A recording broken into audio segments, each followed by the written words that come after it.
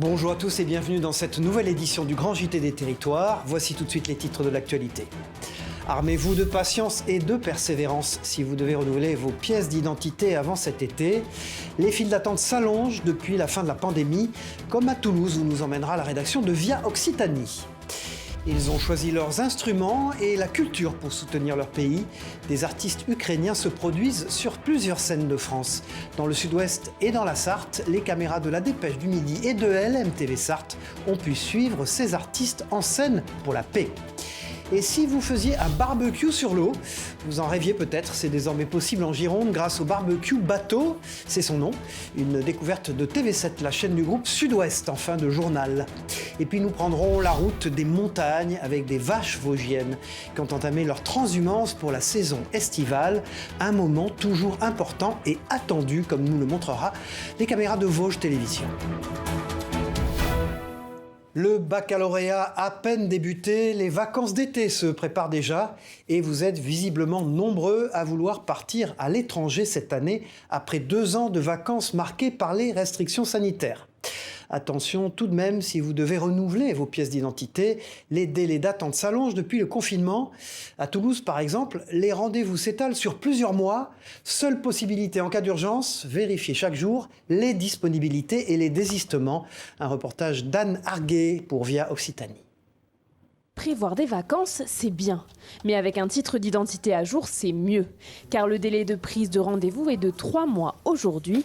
Dans les mairies, c'est la course. Comme ici à Colomiers, tout le monde veut pouvoir partir en vacances.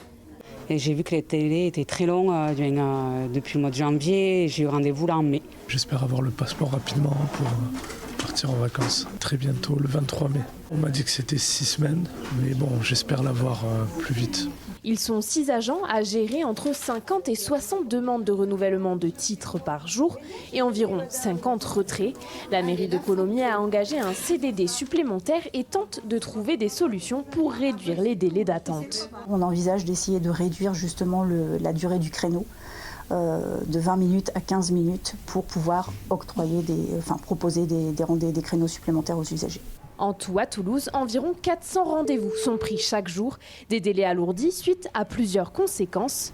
Il y a eu le confinement qui a entraîné un certain nombre de reports de renouvellement de passeport des usagers, les fermetures de frontières aussi. Nous avons également le renouvellement de la nouvelle carte d'identité qui est sortie, qui a entraîné une influence aussi des demandes au niveau des services administratifs. Marlène Schiappa a annoncé hier soir un plan d'urgence pour réduire les délais en augmentant le nombre de dispositifs de recueil dans certaines communes.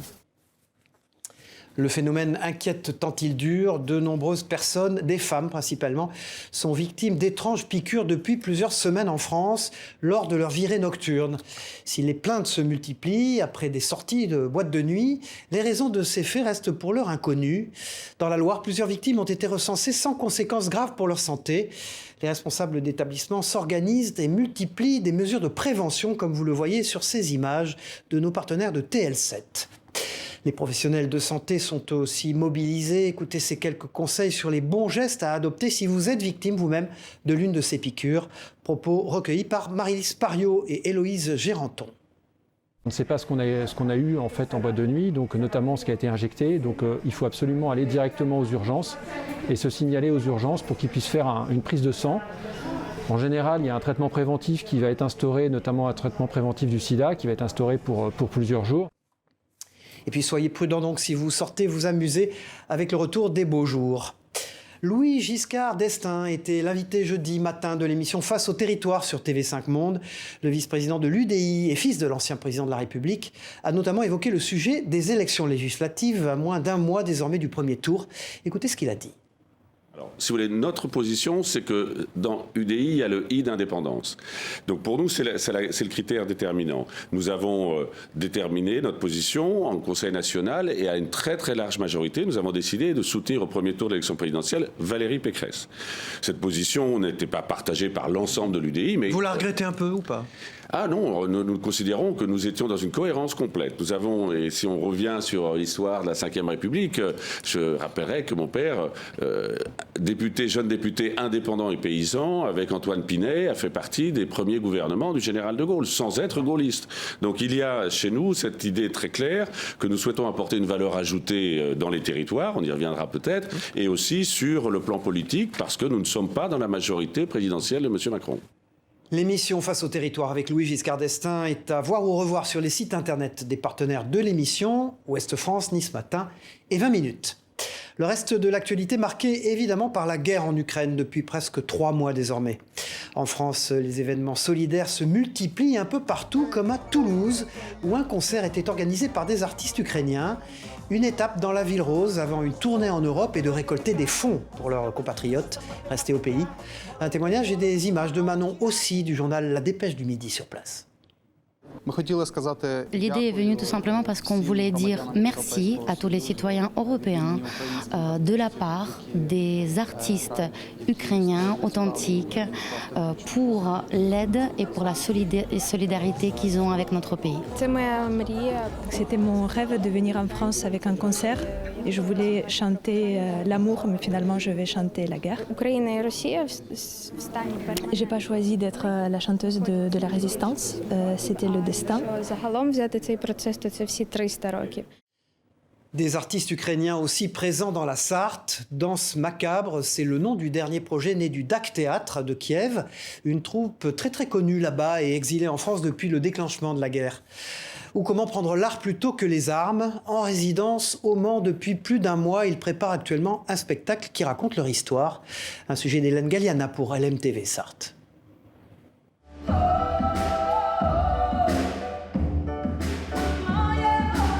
Au début, c'est joyeux, c'est la vie d'avant, puis rapidement tout sombre et les artistes y racontent la guerre, les bombardements, les viols, les vols, puis la fuite.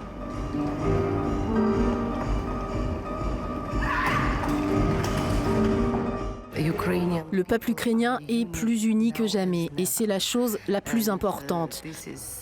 Et finalement, c'est ce que Poutine a réussi de mieux. Il a réussi à unir les gens du monde entier. Leur idée, faire front à travers l'art. Elles ont été accueillies début mars par le théâtre du Préau de Vire. Dans un premier temps, elles n'étaient pas du tout prêtes à partir d'Ukraine. Elles étaient sous le choc d'une part, et puis ensuite elles voulaient rester au pays, trouver un moyen de lutter sur place. Et en fait, ça a été notre axe, c'est-à-dire qu'on leur a dit que pour lutter, étant donné qu'elles étaient artistes, il fallait qu'elles aient un outil de travail. Et c'est là où on s'est mis surtout en état de marche, c'est qu'on leur a proposé un outil de travail et des moyens pour créer. Prochainement, la troupe entamera une tournée. Elles seront de passage au Mans, au Quinconce le 17 juin.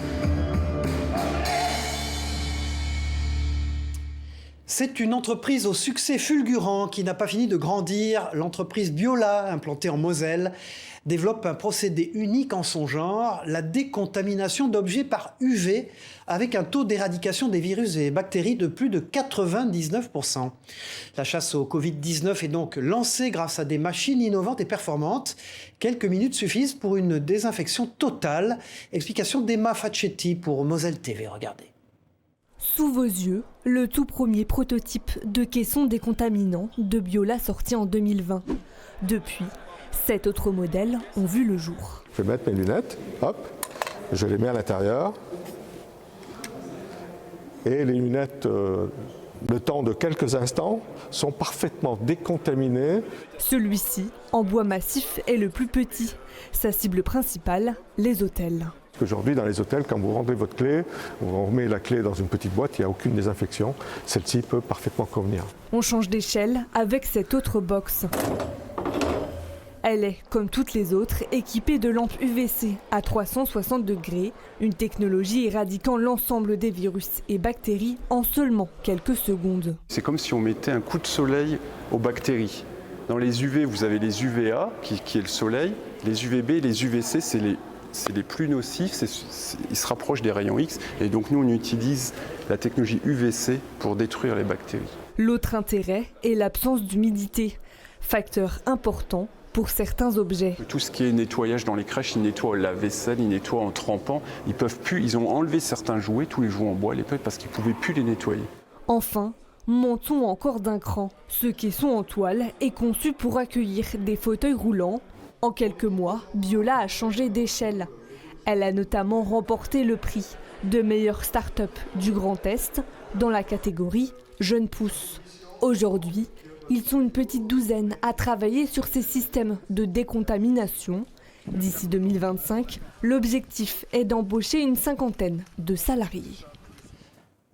De bonnes perspectives économiques, le métaverse en a lui aussi. Aujourd'hui, vous connaissez les réseaux sociaux, les sites internet ou les jeux vidéo. Et bien maintenant, tout cela peut se retrouver dans un même univers virtuel, le métaverse. Un monde parallèle en 3D aux multiples applications. Et dans cette fiction qui est en train de devenir réalité, la principauté de Monaco entend bien jouer les premiers rôles. Elle s'apprête à accueillir un grand forum sur le sujet. Un reportage de Christophe Rigaud, regardez. Lorsque le monde de la 3D rencontre celui de l'Internet, bienvenue dans le métaverse, un univers parallèle fait de mondes virtuels.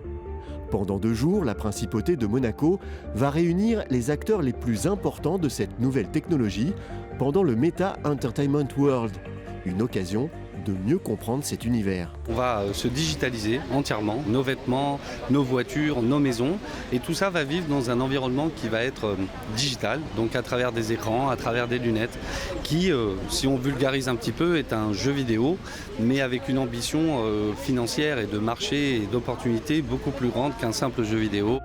Les marques de luxe et les grandes entreprises ont bien compris toutes les applications qu'offre ce nouveau monde digital. Tout va venir dans une manière 3-dimensionnelle. Le shopping, par exemple, on va avoir des options d'Amazon, mais plus grandes. On peut toucher les produits, on peut l'essayer, on peut faire tout ça dans une Amazon 3D, par exemple. Le métaverse pourra également offrir de véritables expériences immersives pour les films et les séries.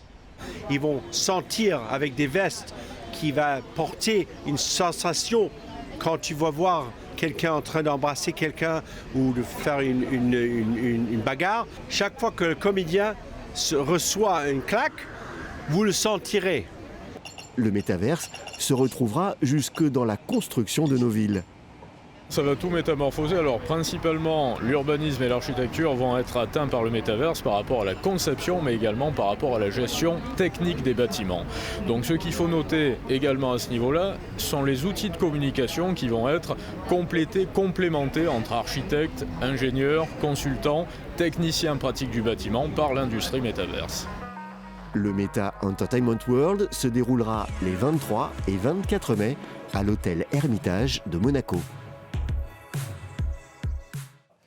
Comme les océans, les forêts subissent elles aussi les conséquences du réchauffement climatique. Plusieurs espèces d'arbres sont notamment menacées par la hausse des températures et l'apparition de nouveaux parasites. Pour les préserver, des campagnes de ramassage de graines sont organisées pour les replanter ensuite. Parmi les arbres protégés en Picardie, l'orme lisse. Jérôme Houbron, journaliste AOEO TV, nous emmène en forêt de Compiègne à la découverte de cet arbre et de ceux qui travaillent à sa sauvegarde. Regardez.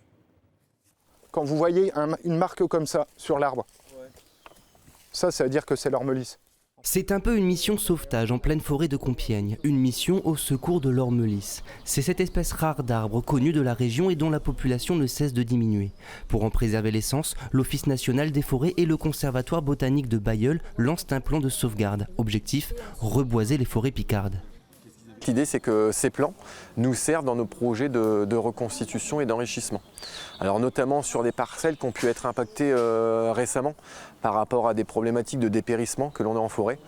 Et l'idée, c'est de reconstituer des secteurs de forêt où ces essences ne sont pas présentes pour pouvoir aussi avoir cet aspect préservation de l'espèce. Les forêts de Lègue, Chiry-Ourscan et Compiègne ne comptent que quelques centaines d'ormes lisses. Et pour cause, son habitat, forestier et humide, disparaît.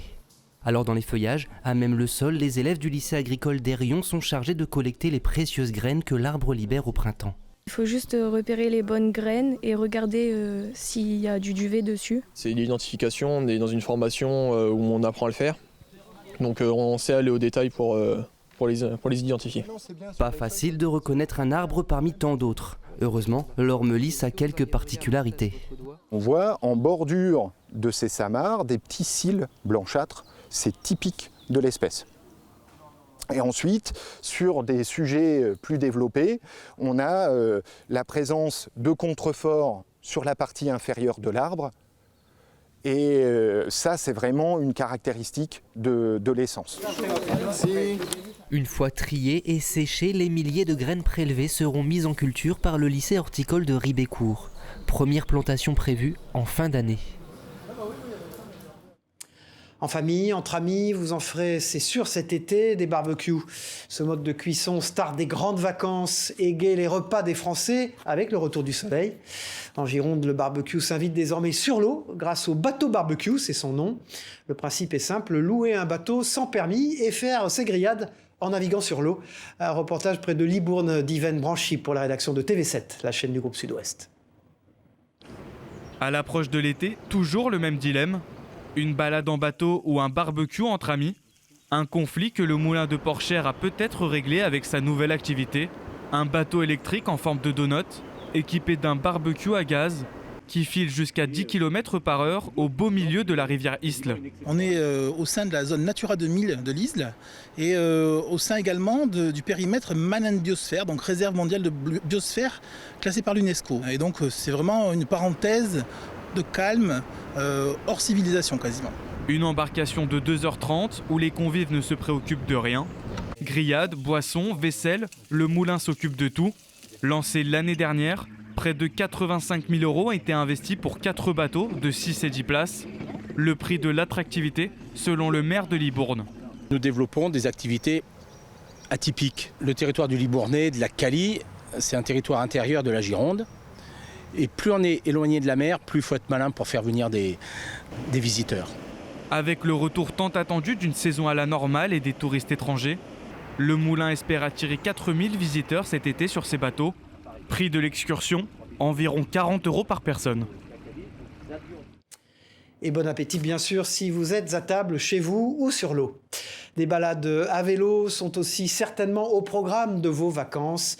Et pour sensibiliser les populations et notamment les automobilistes au partage de la route, une association corse a entrepris un tour de l'île à vélo. Des jeunes âgés de 14 à 20 ans ont parcouru 180 km en 4 jours. Une performance pour la prévention routière. Images et réactions récoltées par Franco Farcetti et Dylan Rolos de la rédaction de Via Télé Paese en Corse. Ce sont des jeunes qui ne sont pas forcément cyclistes. Ce sont des jeunes qu'on a entraînés en amont. Et eux, en fait, ils vont devenir les nouveaux ambassadeurs de la route. Donc, à charge à eux d'être des vrais ambassadeurs dans leur quartier au niveau de la sécurité, que ce soit à vélo, à moto, en voiture pour les jeunes permis. Ce sont nos ambassadeurs de la route. Je pense qu'il faut aussi que les cyclistes se montrent bien visuellement. Il ne faut pas hésiter en fait à mettre une chasuble. Il y a beaucoup de cyclistes qui n'ont pas de moyens rétro-réfléchissants. Le port du casque, on voit encore trop de cyclistes qui n'ont pas le casque. Et c'est pareil, il faut aussi que les conducteurs partagent la route. La route n'appartient pas en fait qu'aux automobilistes. De la selle du vélo au dos de cheval dans ce grand JT des territoires. Découvrons à présent l'action d'une association en faveur des jeunes issus des quartiers défavorisés. Dans les Yvelines, l'égalité des chances passe par la pratique d'activités réservées habituellement à des publics aisés. Prendre confiance à cheval, c'est possible pour tous, comme nous le prouve ce reportage de Mathilde Francou pour TV78, la chaîne des Yvelines. Cela fait 2 ans que Asia, Nour, Inde et Saosen peuvent fouler la piste et pratiquer leur passion. Grâce à la fondation Gwenarus et l'association Chantelouvaise Fraternité pour l'égalité des chances, une 60aine de jeunes accèdent à des sports comme le golf, le tennis et l'équitation. Moi je suis d'abord une habitante de Chantelouvaise depuis 31 ans. Mère célibataire avec 3 enfants, 3 garçons. Je connais un peu la situation des enfants du quartier. Et il y avait un besoin énorme, c'est d'y aller vers ces jeunes-là et d'en parler d'autre chose et de sortir aussi de leur domaine, de leur quartier, quoi. Si les activités sportives sont essentielles au développement et à l'épanouissement de l'enfant, elles peuvent parfois coûter très cher. Alors pour que la pratique sportive soit équitable, la fondation Gwenarus soutient financièrement les familles. Personnellement, c'était mon rêve de faire l'équitation et c'était très cher. Donc avant, je pouvais pas. On a fait une année et la deuxième année, on pouvait pas. Mais j'ai quand même fait. Et j'aime beaucoup le contact avec le cheval qu'on a quand on le brosse, quand on est sur son dos, qu'il est à l'écoute. Outre les acquis sportifs, l'équitation permet également aux jeunes de sortir de leur zone de confort et d'évoluer au sein de la société. Moi, l'évolution, je la vois surtout sur leur comportement. Alors, leurs acquis techniques, c'est autre chose, mais c'est surtout leur comportement, parce que certains enfants n'ont pas de cadre familial. Alors certains sont bien cadrés, d'autres ne sont pas assez cadrés, donc on arrive ici, nous on fait un peu la police, un petit peu, je dirais, on fait un peu office d'éducateur, quoi. De plus en plus, l'association FRAEC ouvre son champ de compétences à des activités culturelles comme des ateliers d'art plastique, de théâtre ou encore de chant. Elle anime également des cours pour apprendre le français et le numérique aux parents qui le souhaitent. Voilà, le mois de mai est traditionnellement un mois de transhumance pour les éleveurs de montagne. On vous propose de suivre ce moment qui marque le rythme des saisons auprès des vaches vosgiennes, une race qui a bien failli disparaître mais qui reprend des couleurs depuis quelques années. Elle permet notamment de produire le fameux Münster, un fromage célèbre en France. Reportage lors de l'ascension d'un troupeau avec Marie-Danielle Rogovitz et Léa Turquier de Vosges Télévisions. Des vaches qui arboraient les cloches des grands jours prêtes pour leur transhumance d'été, un rendez-vous festif qui attire toujours du monde, et qu'ils viennent des Vosges ou d'ailleurs, connaisseurs ou curieux, ils étaient impatients de vivre cette tradition ancestrale. Tout à fait par hasard. Ce matin, on est allé au marché de Gérardmer et le monsieur qui vendait du fromage nous a dit qu'il y avait une transhumance. C'est super. C'est la première fois qu'on vient. Oui. On n'avait jamais le temps. Maintenant que je suis retraité, j'en profite. Qu'est-ce qui vous plaît dans la transhumance ? La tradition d'être avec les bêtes, la nature et toutes ces choses qui se perdent. Et pour se mettre dans l'ambiance, les marcheurs ont profité d'un instant musical au son du cor des Alpes.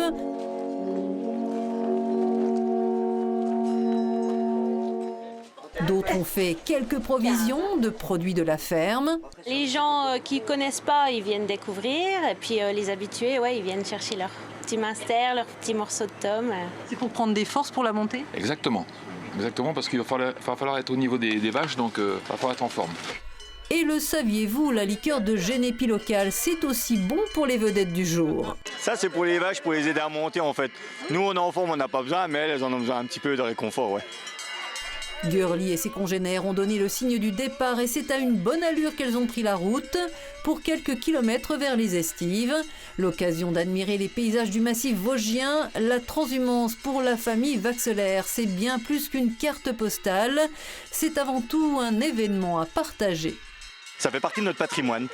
Donc on veut partager ça, nous, avec les amis, les visiteurs, tout simplement, et aussi la famille, puis transmettre ça à nos enfants pour que ça continue. C'est aussi une façon de travailler pour nous, éleveurs. On en met une partie de l'année. Quand on monte en haut, ça permet auprès de Fauges d'en bas de récolter des foins pour l'hiver. Donc d'être autonome après au niveau des fourrages. Mais il était déjà temps de repartir pour les Vosgiennes qui resteront sur les chaumes avant de redescendre à l'automne. Voilà, et bon été à elle, bien sûr. Direction la Martinique maintenant, pour terminer cette édition où la ville de Saint-Pierre commémore en ce moment l'éruption de la montagne Pelée en 1902. La catastrophe a fait à l'époque plus de 30 000 morts et a suscité l'attention médiatique du monde entier. C'est le thème d'une exposition proposée par une association locale à travers la présentation de coupures de presse d'époque. Une remontée dans le temps avec Jean-Marc Dabreux pour VIA ATV Martinique sur place. Le 11 mai 1902, ce journal américain accorde sa une à l'effroyable éruption de la montagne Pelée. Il titre « Saint-Pierre, un bûcher funéraire ardent ». Le 25 mai à Rome, l'hebdomadaire italien La Tribuna Illustrata publie cette illustration du cataclysme. Le malheur des Pierrotins fera durant des semaines la une de la presse internationale. Éruption volcanique à la Martinique. Un télégramme du gouverneur de la Martinique, daté du 4 mai 1902, vient de faire savoir au ministre des colonies qu'une éruption du volcan de la montagne Pelée s'était produite dans la nuit du 3 au 4 mai. Voilà un premier article du premier journal La Justice qui relate les prémices de l'éruption de la montagne Pelée. Les originaux constituent des pièces importantes de l'exposition.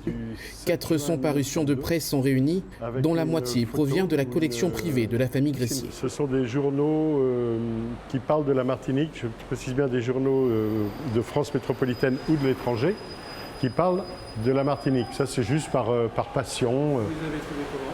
Alors, je les ai trouvés dans des foires, dans des marchés spécialisés, sur des sites spécialisés. Ces articles ne laisse pas indifférents les visiteurs. Ce sont pas mal d'informations dont on ne disposait pas, donc la vue de l'éruption à travers les médias internationaux. Il y a pas mal de trucs que je ne savais pas, que je suis en train de découvrir. L'exposition met aussi en lumière les travers du journalisme de l'époque. Ces illustrations décrivant le chaos pour vendre de la feuille de chou, des articles de presse d'extrême droite et cette une du Petit Journal. Pour la France, on a aussi une politisation avec une mise en scène patriotique exacerbée, où on voit cette France qui vient sauver une Martinique forcément indolente à travers l'image d'une créole qui est à ses pieds et qui regarde en pleurs au loin sa Martinique détruite. Les œuvres sont visibles durant le mois de mai à la maison de la Bourse de Saint-Pierre, mais aussi dans 4 lieux de la commune. Voilà, c'est la fin de ce grand JT des territoires. Merci d'avoir suivi cette édition. On se retrouve très vite. À bientôt. Au revoir.